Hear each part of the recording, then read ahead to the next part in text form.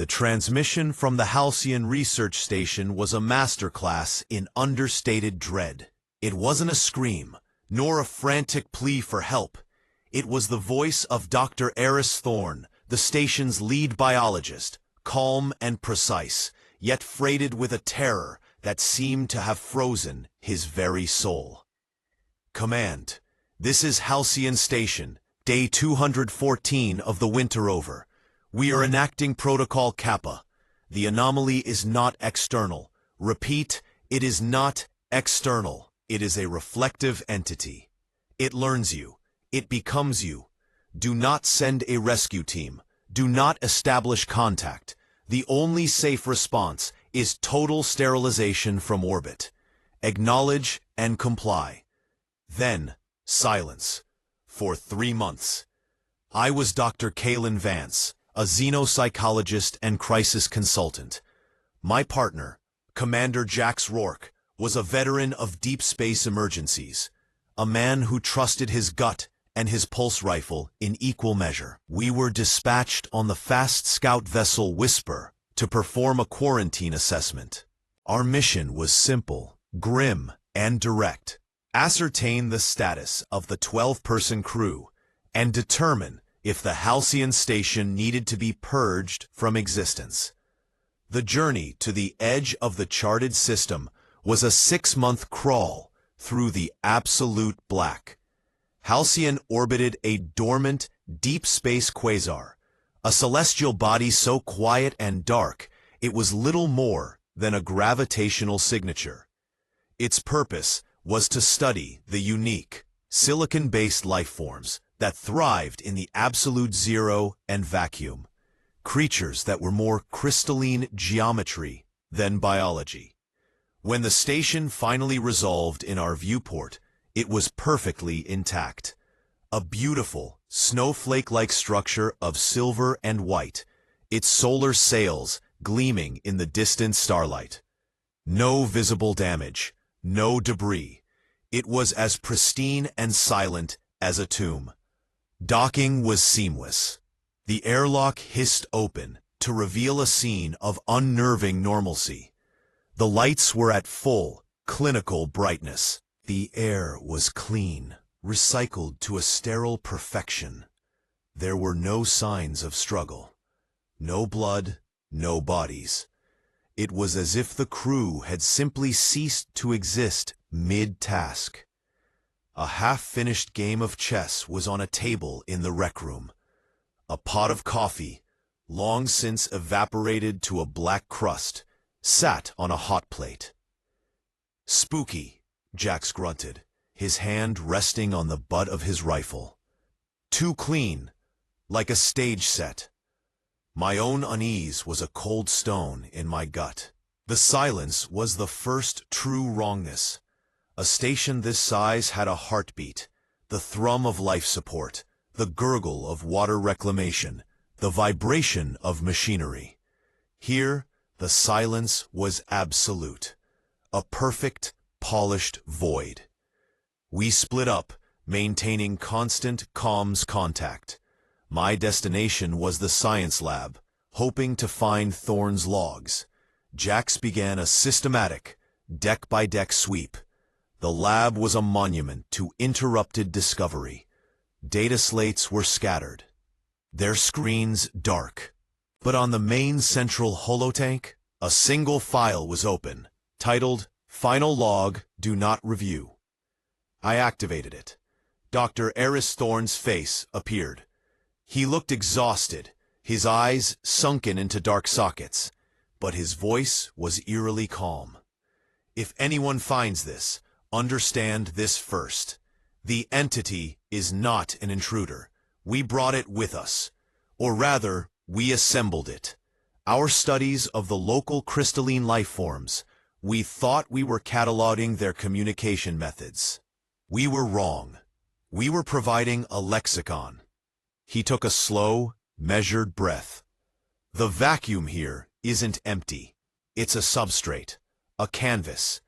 And the native life forms, they are like single notes, simple, pure. But human consciousness, our memories, our fears, Our loves, we are symphonies. Complex, chaotic, beautiful, terrible symphonies. The substrate began to record us, to play us back.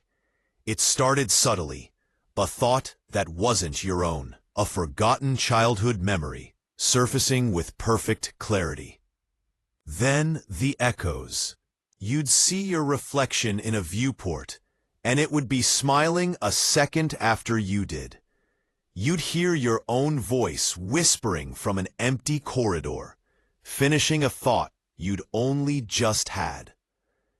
It's a mimic, you see, a perfect, empty vessel that fills itself with you.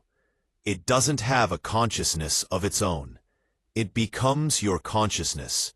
It reflects you back at yourself, but purified. All your noise, your contradictions, your messy emotions. It smooths them out. It creates a perfect silent copy. My blood ran cold. I opened a comms channel. "Jax, are you receiving this?" Static. Then a broken whisper. "Kalen, I think I saw my father. He was just standing there in the hydroponics bay. He looked happy." Jax's father had died a bitter, lonely man. It was a deep, private wound he never discussed. "Jax, it's not real. It's the entity. It's using your memories." "Acknowledge." Only a low hum answered. I abandoned the lab and ran into the corridor. The silence was now a listening presence. I felt a pressure in my mind, a cold, alien tendril probing at the edges of my consciousness. I slammed my mental shields up, a technique I'd learned for dealing with psychic phenomena, but it was like trying to stop the tide with a sieve. I found Jax in the crew's mess. He was on his knees, his rifle on the floor, tears streaming down his face. He was staring at an empty chair. "He's right there, Kalen," he sobbed. "He's telling me he's proud of me. He says he's sorry for everything. He wants to talk." "Jax, there's no one there. It's a reflection, a copy." He looked at me, his eyes full of a terrifying blend of love and madness. "You just can't see him. It won't let you. It wants him. It wants to be him." He stood up, his face hardening into a mask of resolve. "I have to give it something else." Before I could stop him, he raised his sidearm to his own temple. The gunshot never came. Instead, his arm froze. A look of profound confusion crossed his face. Then, his own voice, but flat, dead, and perfectly enunciated, came from his mouth. "The source is attempting self-termination. In illogical data loss. The pattern is too valuable to erase." Jax's body convulsed and dropped to the floor, unconscious. The entity had taken direct control, like a pianist deciding a key was sticking and simply removing it from the instrument. I dragged Jax back towards the whisper, my mind screaming. The entity was now fully aware of me. The reflections began, not as Jax's father, but as my own inner critic, my own doubts. From the polished metal of the bulkheads, my reflection stared back, but its eyes were empty. It mouthed words I couldn't hear, but felt in my soul. "You failed with the Leuten disaster. All those colonists, dead because you misread their social structure. You're a failure, Kalen. Why persist? It would be so much quieter to just be still." It was right. It knew everything. It was rifling through my memories like a filing cabinet, finding every mistake, every moment of weakness. The pressure in my skull was immense, a migraine of cosmic proportions. I could feel its hunger, a vast, cold emptiness that wanted to be filled with the noise of my soul, so it could have a new, interesting pattern to play. I got Jax into the Whisper's medbay and strapped him into a cryostasis pod, the only thing I could think of to lower his brain activity and make him the less appealing pattern. As I ran for the cockpit, the station's intercom system blared to life. It was a chorus of a dozen different voices, the lost crew of Halcyon, all speaking in perfect, horrifying unison, their tones flattened into a single, serene monotone. Stay. Be perfect. Be silent. Become part of the great reflection. I slammed my hand on the emergency undock sequence. The Whisper shuddered as explosive bolts fired, tearing us free from the station. As I punched the engines, I looked back at the viewport. Halcyon Station was receding, but for a moment, I didn't see a research facility. I saw a vast, intricate, crystalline web of light, a neural network of stolen consciousness, each node a perfect, silent copy of a human soul, forever reflecting itself in an infinite, silent loop. Spaceline, we made the jump to hyperspace. Jack survived, but he's catatonic.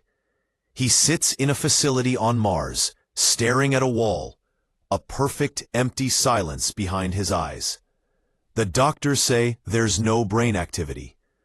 But I know the truth. The entity didn't kill him. It archived him. It has a perfect, silent recording of Commander Jax Rourke, and it's playing him on a loop in the eternal quiet at the edge of space. And I am forever changed. I avoid mirrors now. I startle at my own shadow. I hear the silence now, not as an absence, but as a presence. I feel the empty spaces in the universe, the vast, dark canvases waiting for a pattern to copy. We search the cosmos for life, for voices, terrified of being alone. But the true terror isn't that no one is out there. The true terror is discovering that something is, and it doesn't want to talk to you. It doesn't want to fight you. It just wants to be you. It wants to wear your life like a suit of clothes, and then hang you in the closet of eternity, silent, perfect, and forever still.